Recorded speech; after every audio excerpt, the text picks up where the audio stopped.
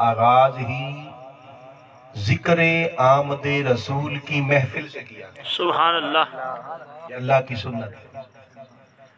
अब जब मैं सफर में था और आ रहा था इस प्रोग्राम के लिए, तो रास्ते में मोहतरम राना नईम साहिब, आप ही के इलाके के हैं ना, राना नईम साहब, वो लाहौर है, गोशा दरूद में बैठे हैं। उन्होंने मुझे हुक्म दिया कि अल्लामा साहब, आपने इश्क़े मुस्तफ़ा ये मौजू बनाना है। सुभान अल्लाह। और बिन देखे इश्क़े मुस्तफ़ा इसको साथ ऐड करना है, कि मुझको उन्होंने हुक्म दिया।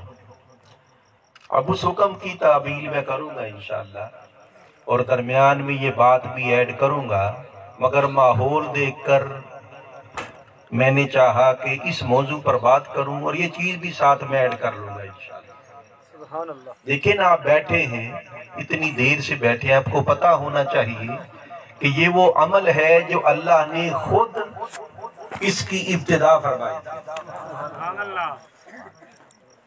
अल्लाह ने जब इंसानियत का आगाज करना चाहा तो दो जलसे सजाए थे। कितने जलसे? दो जलसे। एक जलसा तौहीद का था, सुभान अल्लाह, और दूसरा जलसा रिसालत का था। अब जो तौहीद का जलसा था उसमें अल्लाह ने फरमाया सब शामिल हो जाओ। सुभान अल्लाह। क्या फरमाया? सब शामिल हो जाओ, किसी को रोका नहीं गया। और खिताब अल्लाह ने फरमाया अलस्तु बिरब्बिकुम, क्या मैं तुम्हारा रब नहीं हूं? तो सब ने कहा कालू बला, सब ने कहा कि बारी ताला क्यों नहीं, तू ही हमारा रब है। बस फरमाया मजलिस बर्खास्त और फरिश्तों तुम गवाह हो जाओ। फरिश्तों तुम इस अहदो पैमा पर गवाह हो जाओ। मगर जब रिसालत का जलसा रचाया अल्लाह ने, और जिक्र रिसालत और आका की अजमत और शान को उजागर करने के लिए जब आका अलैहिस्सलाम के जिक्र की महफिल सजाई, तो सारों को बुलाया नहीं गया, सिर्फ प्यारों को बुलाया गया। अब इजाजत न थी कि हर कोई शामिल हो, अब सिर्फ फरमाया कि जिनको हुक्म होगा वही शामिल हो। हर रूह तड़पती होगी कि बारी ताला हमें भी इजाजत मिल जाए। फरमाया नहीं, सबको इजाजत नहीं है। सुभान अल्लाह। अर्ज किया मौला, तूने तौहीद का जलसा जब किया था तो सब तेरे बंदे हैं, तुझे मानने वाले हैं, और वो तेरा महबूब है जिसकी अजमत तू बयान करना चाहता है, मगर सबको शरीक नहीं करता। फरमाया कि हाँ, सब मुझे मानने वाले हैं, मगर जब मैं इनको दुनिया में भेजूंगा कोई मेरे महबूब को मानेगा, कोई नहीं मानेगा। सुभान अल्लाह। अब जो मेरे महबूब को मानेगा नहीं, मैं महबूब के जलसे में उनको क्यों बुलाऊं? सुभान अल्लाह।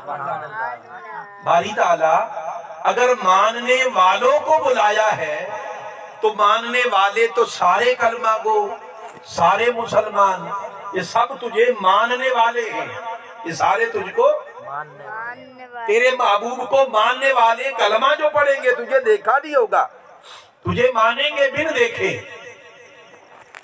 तेरे महबूब से सुनकर तेरे महबूब को मानेंगे। तो बारी ताला वो करोड़ों अरबों खरबों की तादाद में मुसलमान सबको शरीक कर ले। फरमाया नहीं, ये सब मुसलमान मेरे महबूब को मानते तो हैं, मगर जानता कोई कोई है। सुभान अल्लाह। जानता कोई कोई है। बारी ताला अगर सिर्फ जानने वालों को बुलाया है तो ये तेरे सब गौस, कुतुब, अब्दाल, औताद, सालिहीन और औलिया, ये भी करोड़ों और अरबों में हैं। मौला, ये सब तेरे महबूब को जानते हैं, इन्हें बुला लिया होता, इन्हें क्यों रोका गया? फरमाया हाँ, सब वली मेरे महबूब को जानते भी हैं और मानते भी हैं, जानते हैं, मगर जानते तो सारे हैं, मगर पहचानता कोई कोई। सुभान अल्लाह। क्या बात। और जो मेरे महबूब को पहचानता नहीं है उसे क्यों बुलाया जाए?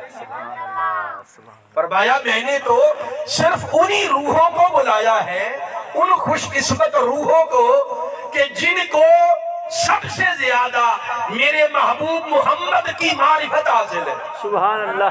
जो सबसे ज्यादा मेरे महबूब के मुकाम को जानते हैं, जिन्हें सबसे ज्यादा मेरे महबूब यार मोहम्मद की शनासाई हासिल है, मैंने उन्हीं रूहों को बुलाया है और उन्हीं को नबी और रसूल बनाऊंगा।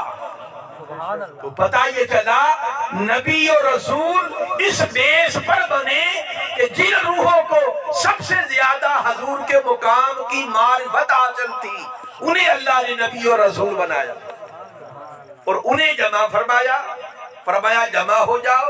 और कुरान इस तरफ इशारा करता है, वैज़ अख़ज़ल्लाहु मिसाक़न नबिय्यीन, कि प्यारे हबीब वो लम्हा याद कर। बिल्कुल इसी तरह हाफिज साहब, जैसे आप कोई महफिल मिलाद सजाएं और बड़ी प्यारी महफिलें सजाते हैं, उसमें एक अच्छा खतीब बुलाएं और अच्छा नात खां बुलाते हैं और महफिल हो जाती है, बाद में लोग याद करते हैं कि नहीं? बोलिए। साल भी गुजर जाए तो लोग कह रहे हैं यार वो जो पिछले साल जो खिताब हुआ था वो बड़ा प्यारा था। एक दूसरे को याद दहानी करवाते हैं ना, भाई वो जो नात खान आया था, क्या उसने नात पढ़ी थी, वो मंजर जहनों में आता है तो खुशी होती है। बिल्कुल इसी तरह अल्लाह अपने हबीब को याद दहानी करवा रहा है उस महफिल की जो आलमी अरवाह में अल्लाह ने खुद बपा की थी। फरमाया महबूब वो मंजर तो याद कर, वो लम्हा तो याद कर, वो कैसा समा था कि जब प्यारे हबीब हमने सब नबियों की रूहों को जमा किया था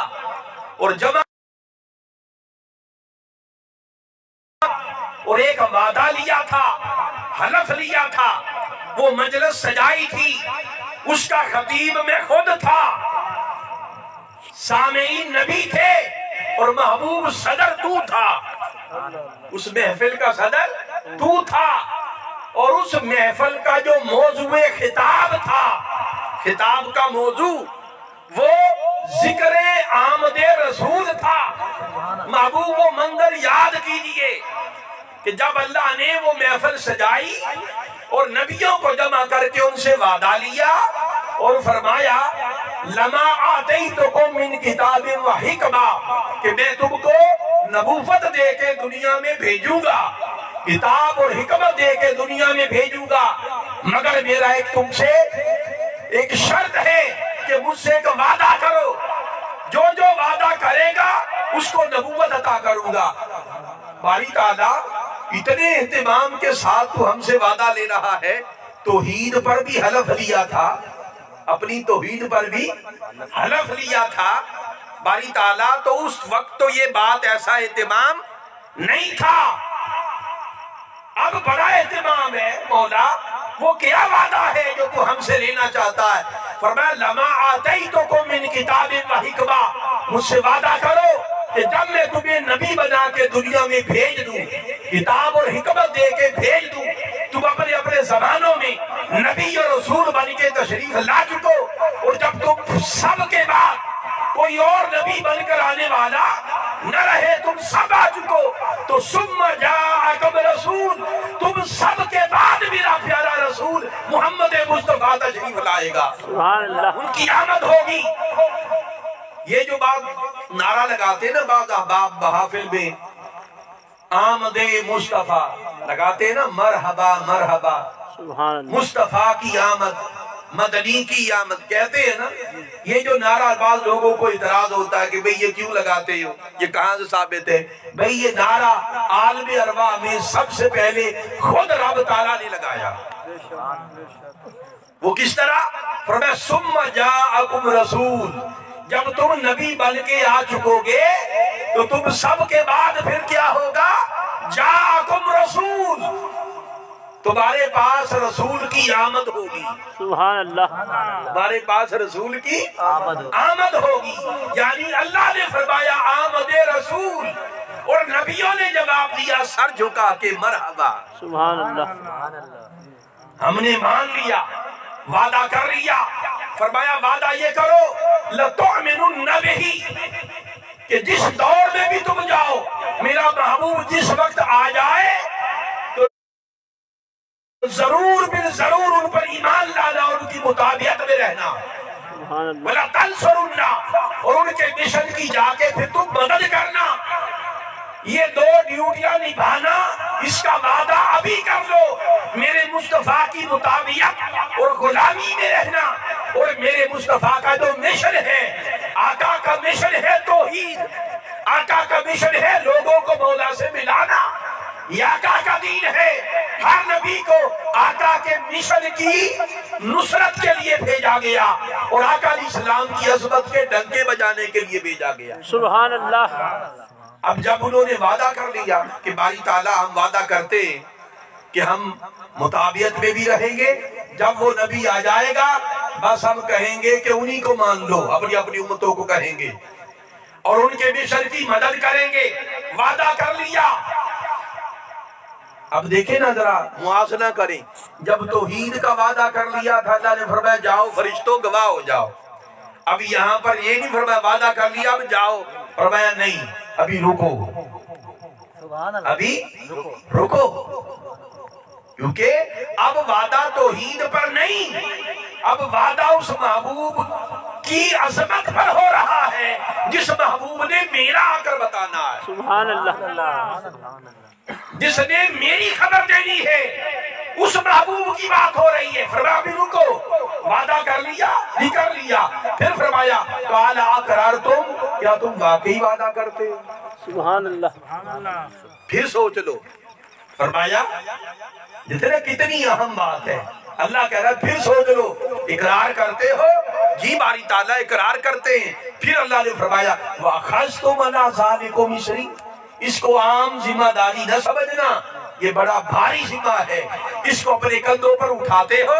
जी मौला, कालू अकरारना, सबने यकजुबार किया कि बारी ताला हम इकरार करते हैं, वादा करते हैं। अल्लाह ने फरमाया फशहदू, ए नबियो तुम सब एक दूसरे पर गवाह हो जाओ। वअना माकुम मिन शाहिदीन, यहाँ पर फरिश्तों को गवाह नहीं बनाया, फरमाया तुम्हारे साथ गवाहों में मैं खुद शामिल हो जाता। सुभान अल्लाह। अल्लाह खुद गवाहों में शामिल हो गया। तो हर नबी की दो ड्यूटियां थी। कितनी ड्यूटियां? दो। दो ड्यूटियां। एक क्या? अल्लाह की तौहीद का परचम बुलंद करना, और दूसरा आका अलैहिस्सलाम की अज़मत के डंके बजाना। हर नबी पर आलमी अरवा के अंदर आका की अज़मत उजागर हो चुकी थी, आका की शान जाहिर हो चुकी थी। हर नबी सारी जिंदगी, हर नबी ने जिंदगी इस तरह गुजारी कि अल्लाह की तौहीद की दावत देता रहा और मुस्तफा के गुण गाता रहा। हर नबी ने सारी जिंदगी आका की मोहब्बत में, आका के जिक्र में, आका के तराने अलापते हुए और आका अलैहिस्सलाम के नगमे लोगों को, अपनी उम्मतों को सुनाते सुनाते जिंदगी गुजारी। उन पर आका की अज़मत उजागर हो चुकी थी और कई नबी तड़पते थे काश हमें हजूर का ज़माना मिल जाए, कई तड़पते थे काश हमें हजूर का दीदार हो जाए, और कई रोते तड़पते थे कि मौला तूने नबूवत दी, बड़ी शहादत की बात है, काश हम उस महबूब के खुद उम्मती हो जाएं। ये दुआएं करते थे, दुआ करते रहे। वो नबी आका अलैहिस्सलाम के तज़किरे हर आसमानी किताबों में पाते थे। अल्लाह ने जितनी किताबें भेजी, हर किताब में, हर सहीफे में कुरान कहता है अल्लज़ीना यत्तबिऊना रसूलन नबिय्यल उम्मी अल्लज़ी यजिदूनहु मक्तूबन इंदहुम फित तौरात वल इंजील, कि तौरात और इंजील और आसमानी सहीफे, इनमें नबी आखिर ज़मां का वो जिक्र पाते थे। हजूर का तज़किरा, हजूर की विलादत का तज़किरा, विलादत के शहर मक्का का तज़किरा, आका की हिजरत का तज़किरा और हिजरत के शहर मदीना का तज़किरा, मक्का में हजूर के जवान होने का तज़किरा और मदीना में आका अलैहिस्सलाम के गुंबदे खजरा बाज़ार अनवर बनने का तज़किरा, फिर आका अलैहिस्सलाम के मुख्तलिफ रास्तों का तज़किरा, आका की सीरत, आका का किरदार, मेरे आका की खसाइल, शमाइल और फजाइल और कुल करामात और मोजज़ात और मेरे आका के कुल शमाइल, ये सारे तज़किरे हजूर की नाती और बातें वो अपनी किताबों में जो उनके पास थी वो पढ़ते थे और अपनी उम्मतों को बताते थे। अपनी उम्मतों को बताते थे, हजूर के तज़किरे पढ़ पढ़ कर अपनी उम्मतों को सुनाते थे। अहबार और रहबान, यहूदी उलमा और ईसाई उलमा आका अलैहिस्सलाम के इन तज़किरों को याद कर चुके थे और अपने बच्चों को भी याद करवाते थे। और हजारों नबी ऐसे थे, हजारों नबी ऐसे थे कि वो जहां पर भी गए उन्हें खबर हो गई कि आका अलैहिस्सलाम यहाँ पर ही शहर में पैदा होंगे, मेरे आका यहाँ पर मक्का में पैदा होंगे। वो सारे जहां से सिमट कर मक्का में आकर हजूर का इंतजार करते थे, रोते थे कि काश हजूर का जमाना मिल जाए, वो हुस्न का चांद तलू हो जाए और उनका दीदार हासिल हो जाए। और कई नबियों के मज़ारात भी वहीं पर बने। रिवायात में आता है कि 700 के करीब अंबिया रसूल के मज़ारात काबा के मताफ में हैं। सुभान अल्लाह। मुताफे काबा में 700 के करीब अंबिया रसूल के मज़ारात, 700 के करीब। और फिर कुछ अंबिया के मज़ारात वो मुज़दलिफा के मुकाम पर, कुछ के मुकाम पर उनके मज़ारात वो यहाँ पर आकर आबाद हो गए थे। जिंदगियां हजूर के इंतजार में गुजार दी थी कि हजूर आ जाएं, आज आ जाएं, आज आ जाएं। अगर ना आए, जिंदगी ने वफा न की तो यहीं पर दफन हो जाएं। और जब वो महबूब आए और काबे का तवाफ करे तो हजूर के पाँव में रहने की जगह मिल जाए,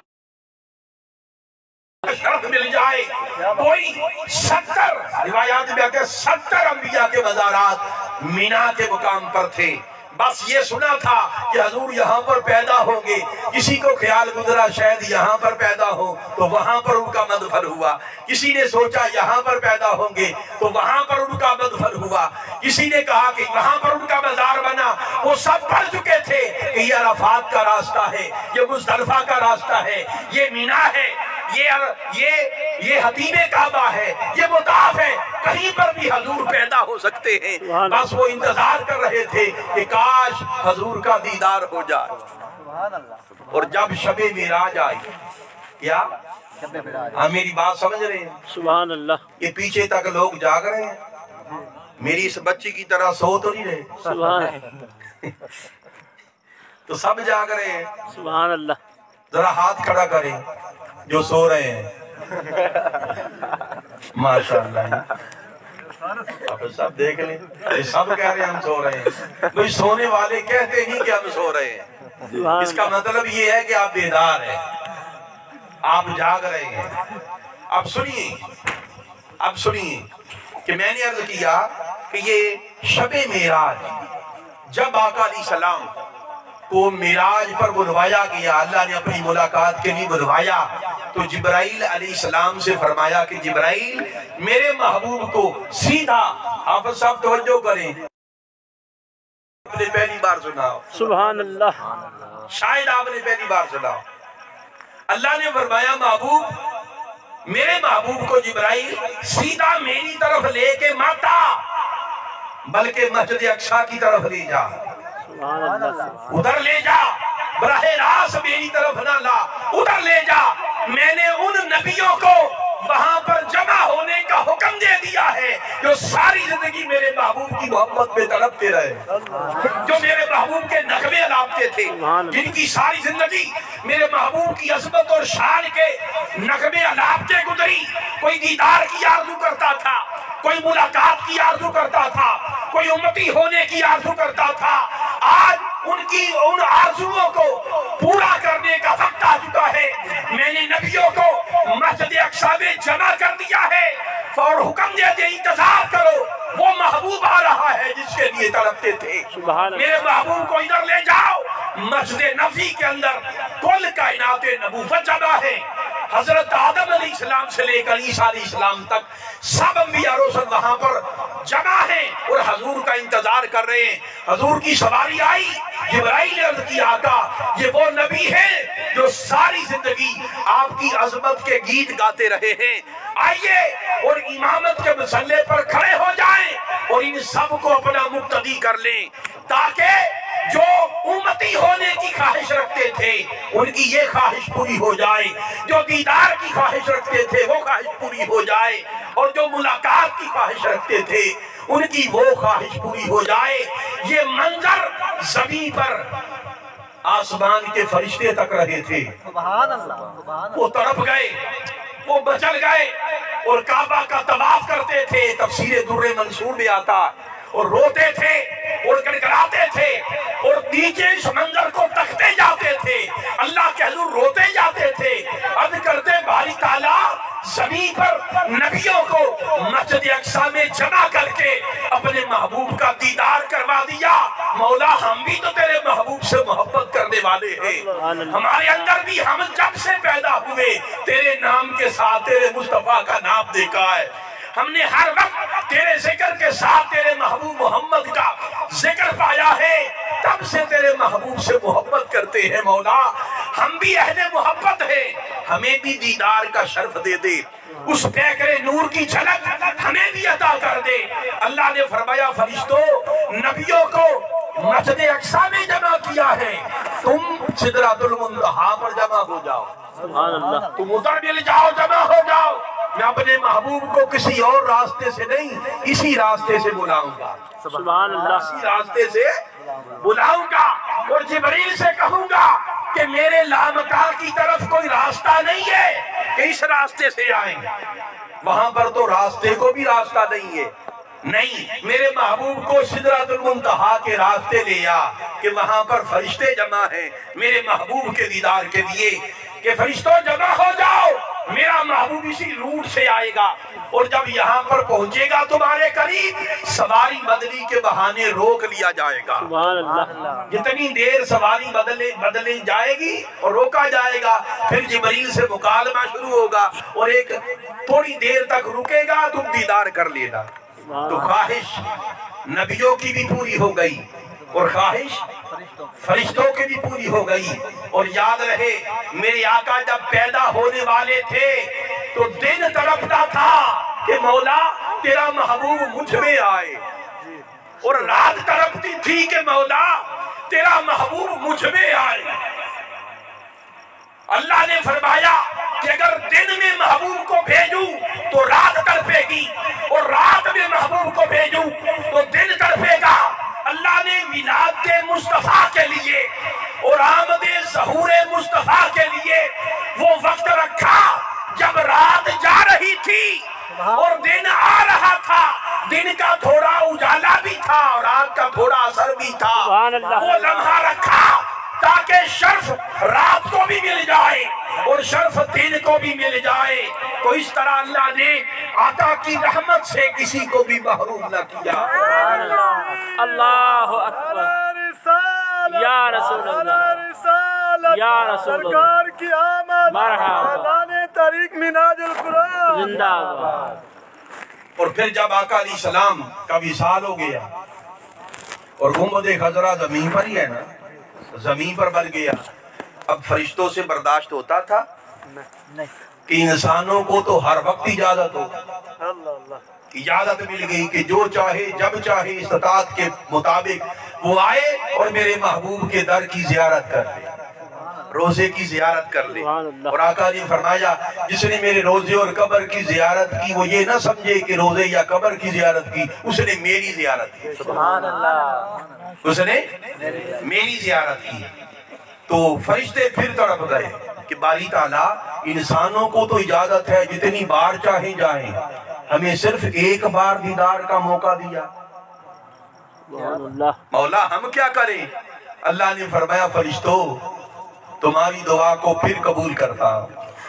अब अल्लाह ने कानून बना दिया कि 70,000 फरिश्ते सुबह के वक्त दरे रसूल पर हाजिरी देते और शाम को वापस पलट जाते, फिर नए 70,000 फरिश्ते आते और सुबह तक आका अलैहिस्सलाम के रोजे से अपनी नूरानी के जैसे कोई जालियों को छू के बोसा लेता। सुभान अल्लाह। हाथ लग, हमें तो इजाजत नहीं है ना हाफिज साहब, क्यों कि हम बशरी वजूद रखने वाले लोग हैं, माता परस्त हैं, हमसे बेअदबी भी हो सकती। छोटी काकू बुलाना है, मामू बुला रही। चले जो इनके साथ, भाई के साथ आप भी जाओ बेटे, मम्मा के पास जाओ, इसको भी ले जाओ, ये सो रही है। इधर पीछे से आ जाए। अब तवज्जो करें, 70,000 फरिश्ते सुबह के वक्त और 70,000 फरिश्ते बोलिए क्या शाम के वक्त आते हैं। और इंसानों को मैंने अर्ज किया इजाजत नहीं कि जारी को बोसा दे, अल्लाह ने अपनी कुदरत से ऐसा इंतजाम कर दिया, हुकूमत ही ऐसी है वो बोसे को जायज ही नहीं समझती। अगर इजाजत होती, अगर इजाजत तो समझ लें कि हम जैसे लोग वहां पर क्या क्या अदब कायम रहता, बोलिए धक्कम पेलना हो जाती। वहां पर तो सांस भी आहिस्ता लेने का हुक्म है, तो बेअदबी होती। अब जो फरिश्ते हैं वो तो नूर के फरिश्ते हैं, उनसे तो बेअदबी हो नहीं सकती, उनको खुली इजाजत है, वो हर लम्हा अपने परों को रोजा रसूल से मस करते रहते हैं। सुभान अल्लाह। जितना वक्त उनके पास हाजिरी का होता मस करते और नूर की खैरात। 70,000 फरिश्ते आते हैं दिन को और 70,000 फरिश्ते आते हैं रात को। फरिश्तों की इतनी कसरत है जिनकी एक बार बारी आ गई क़यामत तक दोबारा उनकी बारी नहीं आएगी। और फिर आका अलैहिस्सलाम ने फरमाया जब मैं अपनी कब्र से बाहर आऊंगा, क़यामत का दिन कायम होगा और मैं अपने रोजे से बाहर आऊंगा तो 70,000 फरिश्तों का झुरमुट और जलूस मेरे साथ होगा। तो फिर इस हदीस की समझ आती है, ये 70,000 वो होंगे कि जिनकी बारी सबके एंड पर आएगी, ये वही होंगे। आका ने फरमाया कि जब मैं निकलूंगा फरिश्तों का जलूस मेरे साथ होगा, मेरे साथ होगा। उस वक्त किसी के लिए कोई साया नहीं होगा। अल्लाह मुझको लवाल हमद का झंडा अता करेगा और उस झंडे के साए के नीचे फरमाया सब नबी आदम अलैहिस्सलाम से लेकर ईसा अलैहिस्सलाम तक सब नबी जमा कर दिए जाएंगे। फरमाया ये वो दिन होगा, ये वो दिन होगा। फरमाया अना काइदहुम इज़ा वफादू, जब सब लोग कब्रों से बाहर आ जाएंगे, सब उम्मतों के लोग जमा किए जाएंगे तो सबका कायद मैं ही होगा। वाना खतीबहुम इज़ा अनसतू वाना वाना मुबश्शिरहुम इज़ा आयसू अल करामतु वल मफातिहु जो मेज़न में यदी। आका ने फरमाया ये दिन वो होगा कि जब सब लोग जमा किए जाएंगे तो सबका कायद मैं ही होगा। जब सब लोग चुप होंगे और किसी को बोलने की इजाजत नहीं होगी तो सबका खतीब मैं ही होगा। वाना मुशफ़्फ़िउ मिन आयसू होबेसू, और जब कोई अल्लाह के खौफ की वजह से शफाअत करने के लिए रजामंद न होगा तो सबकी शफाअत मैं ही करने वाला होगा। और जब कोई अल्लाह की तराजू के सामने थर थर करा कांप रहा होगा, यीशु आका ने फरमाया हर कोई नाउमीद हो रहा होगा अल्लाह का तराजू और इंसाफ देखकर, तो सबको खुशखबरियां सुनाने वाला मैं ही होगा। अल करामतो वल मफातिहु, हुक्म होगा फरिश्तों आज के दिन की क़यामत के दिन की कुल करामतें मेरे मुस्तफा के हाथों में दे दो। वल मफातिहु, और क़यामत के दिन जन्नत की सारी कुंजियां हुक्म होगा मेरे मुस्तफा के हाथों में दे दो। अरे क़यामत की कुल फजीलतों और करामतों के मालिक भी मेरे मुस्तफा होंगे और जन्नत के मालिक भी मेरे मुस्तफा होंगे। जन्नत में वो ही जाएगा, शर्फ और करामत और फजल और फजीलत उसी को मिलेगी जिसे मुस्तफा चाहेंगे, और उसको जन्नत नहीं मिलेगी जिसे मुस्तफा नहीं चाहेंगे। किसी शायर ने कहा था ना कि जन्नत में बस वही जा सकता है, जन्नत में बस वही जा सकता है जिसको हुसनैन के नाना की इजाजत हो। सुभान अल्लाह। जिसको हुसनैन के नाना की इजाजत होगी तो कुल करामतों फजाइल और क़यामत के दिन की जो बड़ाइयां होगी सब हजूर के हाथों में थमा दी जाएंगी, हजूर के हाथों में दी जाएंगी। अब मेरी बात समझ गए? तो सब नबी और रसूल, सब नबी और रसूल इस तरह आका अलैहिस्सलाम से मोहब्बत करते थे। उन्होंने आका के तज़किरे इस तरह फैला दिए थे कि हजरत ईसा अलैहिस्सलाम के बाद तवज्जो करें, नबी तड़पते थे। नबी क्या करते थे? तड़पते थे। कब कोई कहता था इब्राहिम बनकर, कोई कहता था रब्बना वबअस फीहिम रसूलन मिन अनफुसिहिम, कोई कहता था मुबश्शिरम मिन बादि इस्मुहु अहमद। कोई कहां पर मुंतजिर था, कोई कहां पर मुंतजिर था, कोई कहां पर इंतजार कर रहा था, कोई कहां पर। और फिर नबियों के जरिए हजूर के तज़किरे हर कौम में, हर खित्ता ज़मीन पर पहुंचे तो अहबार और रहबान इस तरह हजूर को पहचान चुके थे, यारिफूनहु कमा यारिफूना अबनाहुम, कि जिस तरह कोई अपने हकीकी बेटे को पहचान लिया करता। अभी हजूर आए नहीं थे मगर आका को इस तरह पहचान गए थे जिस तरह कोई अपने बेटे को पहचान लेता। भाई बेटे की पहचान में किसी को मुगालता हो सकता है? बोलिए। अगर मिलते जुलते नए नक्श वाले दर्जनों बच्चे एक जैसा लिबास पहना के, एक जैसे कद काट के चुन के खड़े कर दिए जाएं और माँ बाप से कहा जाए अपना बेटा पहचान लो, उसे मुगालता होगा? नहीं। हम और आपको तो